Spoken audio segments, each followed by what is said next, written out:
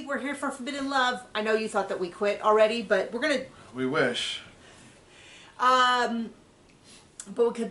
We are a little bit delayed because we've been watching a great show, Miss Night and Day, a Korean comedy on Netflix that I had saw clips of on TikTok, and it's pretty engaging. We're really surprised. It'd be really nice if they dubbed it in English, but we can read, so we're keeping up. Can we? Yeah. It is hard though because we're used to scrolling on our phones, and so I'm constantly like, it is breaking me of that habit because I have to read it. But anyway. So if you have never, if you have thought, you know what I don't get enough of at family gatherings? Talk of religion, politics, and sex. Is this show for you? Not so much on the politics, but good Lord. I don't know whether, I think I'm right about this, which is these shows need to have someone you're rooting for. And I don't want to root for any of these people, basically. I mean, there's people who I'm more neutral on, but there's not anyone I'm really cheering for. And I feel like that's why a lot of these shows that they're doing aren't taking off. The way I feel like, I mean, we really liked, what was it, Match Me Abroad? Because I did like the people. I did want the best for them. Where they feel like this show, I'm like, throw all the couples away. This is a mess. So we're going to go through these quickly because there's really not a lot to say. And in case you haven't figured it out, the title of every episode is a song. This one is Love is a Battlefield. Last one was Love Stinks. The one before that was I Do Anything for Love. So we're going to start with them. I'm not going to bother putting the titles at the bottom because we have to go to therapy. Not because of the show.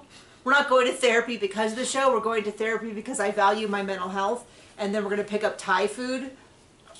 Amazing. And yeah, so we got to hurry up. So Lenza and Chris. This is the couple that was introduced a little bit later. She's Muslim. He is Pentecostal Christian. Is that right? Yeah. This is what bothers me. It doesn't bother me that she's Muslim. It doesn't bother me that she's Christian.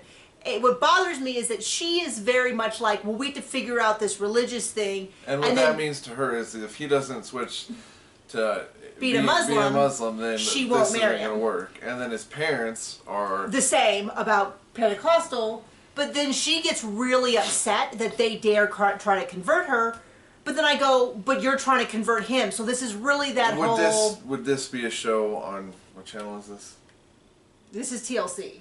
Would this be a show on TLC without everyone with double standards? Yeah, so it's just, I just kind of go, you can't be all haughty. How dare he try to convert me when she's literally said he needs to convert. It's a little bit like, okay, well then you both have the same point of view on opposite sides, and neither one of you, I don't know how he feels because he's a little bit like, isn't there some middle ground? But he's just being run over by both her and the family. So I just can't get into it with her because she's like, how dare he bring up Jesus? I'm a little bit like, but you want him to convert, and so it's the same exact thing. So he's moving to Grand Rapids to be closer to her. They've been dating for 9 months. To me, this is just a horny thing. They're probably very compatibly sexually, would be my guess. They probably enjoy similar foods, things like that. But they don't really see what the future is going to look like in a compatible way, because it sounds like she very much views them being raised as Muslim. And it's like, hey, I was a religious person who dated, and one thing I knew is that if I was dating someone who was not of the same religion, this was not a long-term thing. This could be a short-term thing, like we could have fun and go out roller skating or whatever, but it wasn't... Ooh, roller skating. But, you know, if this was important to me, and I knew if it wasn't important to them, that there just wasn't long-term compatibility. I think that's sort of the way that a lot of people approach this. I don't know. So they go, they have a meal with his family. She's immediately upset. Which is super fun. She's like, how dare they ask? And then, but his parents are sort of ridiculous because she's like, the mom was like, I can't believe there's people who don't believe in Jesus. And I was like, have you lived in the world? There's a fair amount of people who don't believe in Jesus. Like, I feel like it's a little performative to do pearl clutching at the idea that some people don't believe in Jesus. It's like, atheism is not some new concept. Other religions aren't some concept. But then every time Linza's like, I can't believe they would do this, I'm a little bit like, nah, but it's kind of what you've already said that you planned. Yeah, so I'm a little bit like, okay. am I supposed to be? And then we hear almost nothing from Chris, who is the guy. He's sort of like, well, isn't there a way? And they're like, no. And then he just sits quietly, which is kind of how the next couple is, Ashley and Mohammed. That's kind of how Ashley is.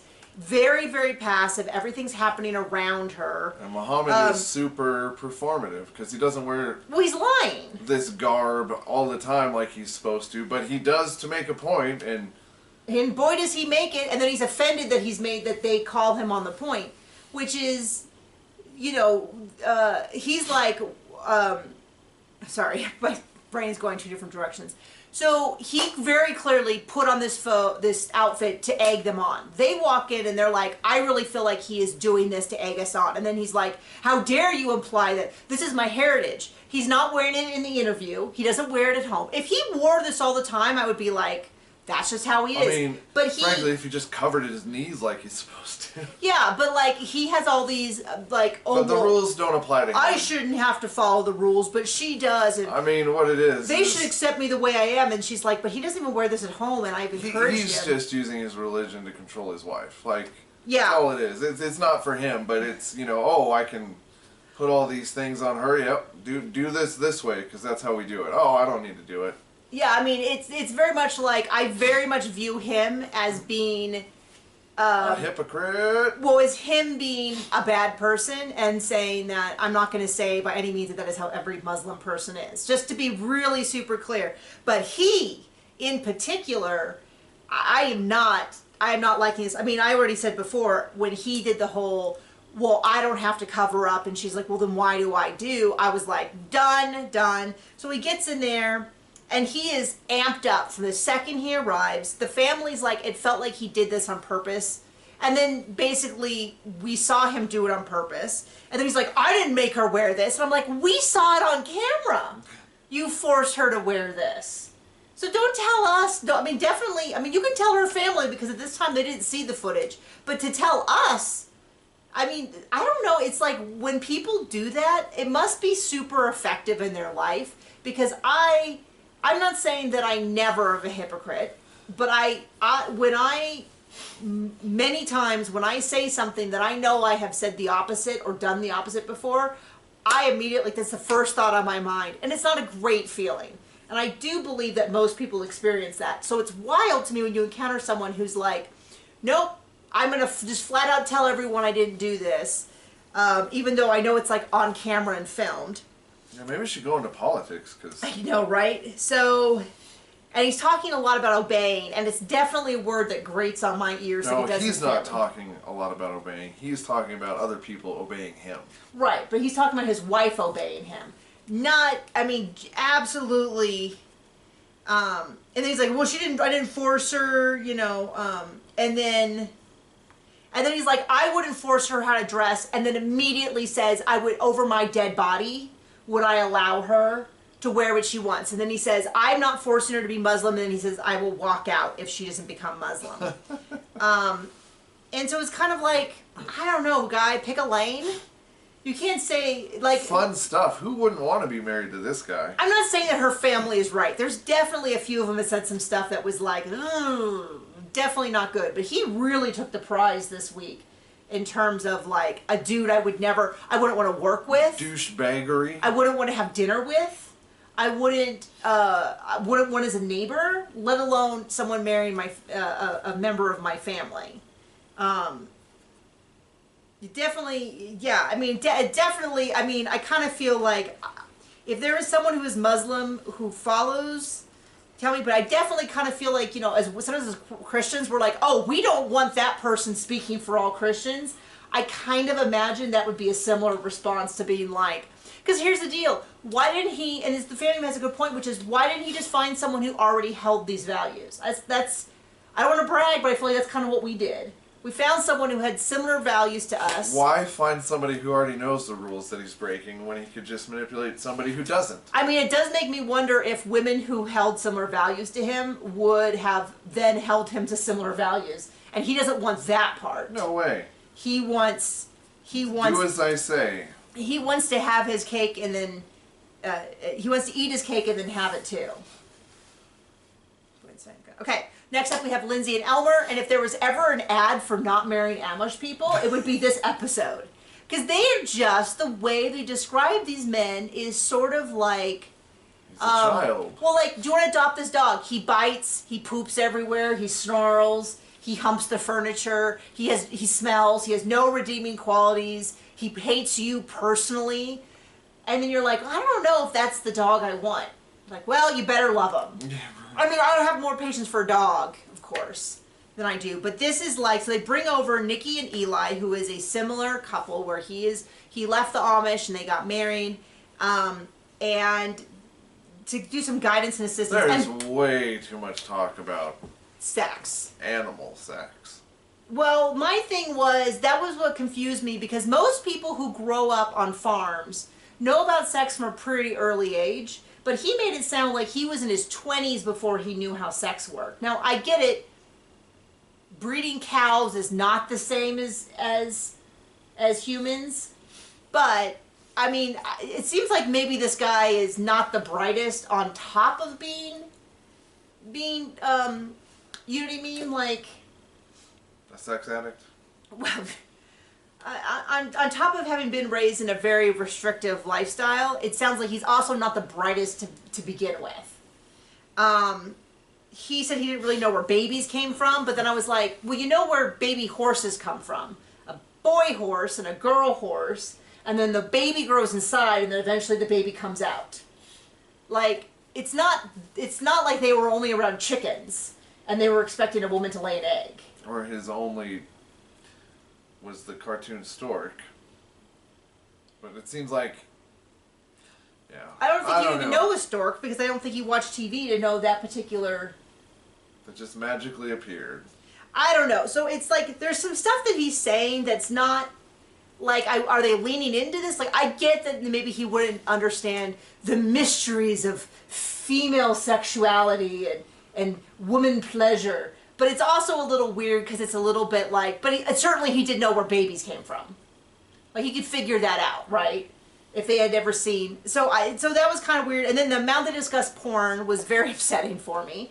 Especially because his mom's tromping through the house about 15 times. And I was like... I mean, she knows what we watch, so she knows it's all a little unhinged. But I can't imagine that she's like, wow, what is going on over there? As we were watching it. And then just the way they're like, this is how, like, the way they describe how she needs to handle Elmer to help him. It just sounds like too much work for me. Like, can't you start with someone who, I don't know, like maybe send him back to the Amish. I don't know. Maybe it'd be easier for him to figure out. But yeah, so they're a mess. And then we get to Lori and Eli. It's her first Hanukkah. His mom, at least, is kind of a, I don't know. She clearly just does not like Lori, and nothing Lori's gonna do is gonna make a difference. And she's very much like, we're on to the Hasidic Jews. Yeah, because they're very much, I don't know that they're Hasidic. They are, I don't know, there was a special term for it. Now I forget what it was. Orthodox. That's what I meant. Sorry. I apologize. We are not familiar with Judaism to the level we would with Protestants. So we'll go with Protestant Christians. So she just does not seem to like her daughter-in-law. I think it's really super clear. I don't think that there's any doubt about it. They seem really upset that her family dares to invite her back for Christmas, and I'm kind of like, it's different if she was saying, I want Eli to celebrate Christmas, but I don't think it's terribly unusual that you go back for a family holiday, even for a religion you no longer celebrate. There's plenty of, I mean, hate to tell this to you, a lot of people celebrate Christmas that have nothing to do with Jesus. Right. Like, you know, and I know a fair number of Jews growing up who did not believe in God, but were considered themselves Jewish and followed many of the Jewish rules and were cultural Jews. I don't know how other Jews feel about that. But it's just kind of those things where it's like, I don't know. It's clear she doesn't like the tiring. daughter-in-law, and they're just going to pick on her for everything. And she basically says, Eli is this special, special little boy, and my special little boy shouldn't be marrying you, you heathen monster. Let's go get my son a woman that I pick out that's up to my standards, and will defer to me on everything. She didn't say that, but that is what it definitely felt like. And it was kind of like, there's a lot of stuff going on here with the whole, you know, I mean, in-law relations are extremely complicated. I think we do very well in our own household. But that's not to say that we never had problems ever with anyone's in-laws, ever. So just leave it at that. But yeah, I mean, I just kind of go, and once again, Lori's a little goofy. I already made fun of her for her lack of knowing anything with Judaism when she went to the rabbi. But once again, it's a couple where one of them just seems completely passive. Is this where they fought and she stripped in public, or is that next week? That's next week. Maybe, because it was supposed to be this week. It was a sneak peek, and also Muhammad said something, and I can't remember what it was, but I was like, oh, I am done with this man. What did he say? Oh, he told the sister that he was going to teach her a lesson.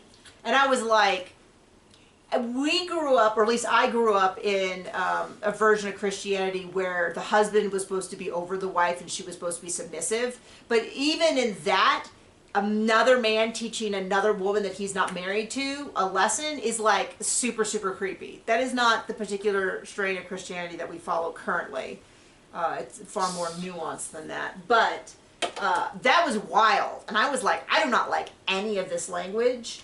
And for him to say, teach her a lesson, I don't like that. I wouldn't like that if it was a man to a man, a woman to a woman, especially not him to her. I mean, it's just... That's what you... Like, I'm going to teach a lesson to this fool who keeps coming on my property and stealing my crap. Like, yeah. Like, that's about the only place I can think that it'd be appropriate. Like... I'm going to teach you a lesson today on how to make spaghetti. Like, right.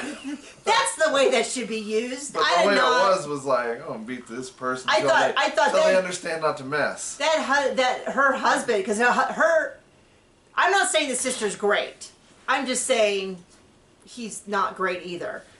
Pretty awful. So thank you for joining us. Thank you for letting us be a day late. We will see you around. Bye.